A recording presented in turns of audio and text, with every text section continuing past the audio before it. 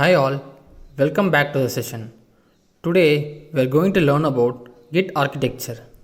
In the upcoming sessions, to learn about Git commands, it is very important to understand how Git architecture works. So let's get started. In Git architecture, there are majorly four components involved. The first one is working directory. The second is staging area. The next local repository, and the last one is remote repository. So let's first understand what is a working directory. Any folder or projects or files which we are currently residing in the work is a working directory. Example, if you are working in creating the document in one of the folder, this is your working directory. Working directory can be viewed physically. So this is the working directory in the image I am currently working on. Next, we are going to learn about staging area. This is a very important concept in Git architecture. So let's start with an example. You have created a document for travel blog, and if you want to track your document, we need to add the file to version control system. In order to add file, we have to commit the file to Git. In Git, committing is two-step process. First, we have to add the file to staging area. By using git add command, we can add the file to the staging area, and then we have to commit the file from staging area. Advantages of staging area are we can cross check the files we have added to the staging area. If we think did some mistake, then we can remove that file from staging area and we can do the changes, add it, and finally we can commit it once the changes are finalized. Staging area cannot be viewed physically. It is virtual in the Git architecture.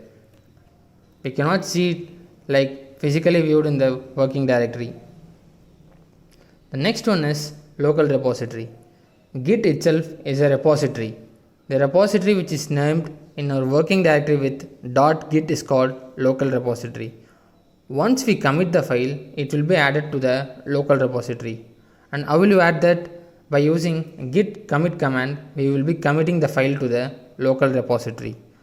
Local repository can be viewed physically.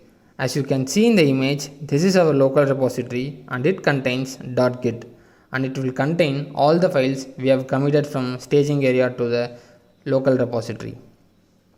The next one is remote repository. What is a remote repository? It is a server or a machine used to store the files, images, etc. The need of a remote repository is only to share the code with other programmers.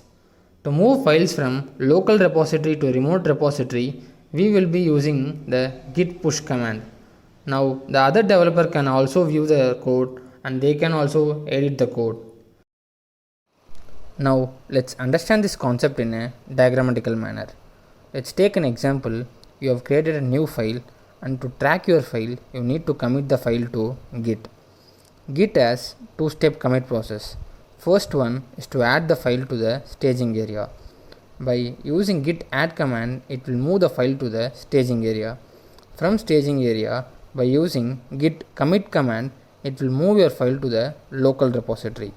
Once you committed to the local repository, and by using git push command, files will be moved from local repository to remote repository. Now you have pushed the file from local repo to remote repository. Now, how will you get files from remote repository to local repository? By using Git Clone or Git Pull command, we can get the code from remote repository to local repository. Then, what is the difference between Git Clone and Git Pull? First, we will understand about Git Clone. Let's take an example. A new developer is going to start working on your project. You need a complete code to start working on. In this case, we will use a Git Clone command. It will contain exactly the working copy of files from remote repository to our local repository. Then what is Git Pull? Let's consider another example. A team of 4 members are working on it. They have pushed some files to remote repository. You already have a working copy of remote repository now. You need only the latest changes committed by the other developers.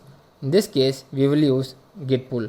So Git Pull means get the new changes from remote repository in which other developers have added.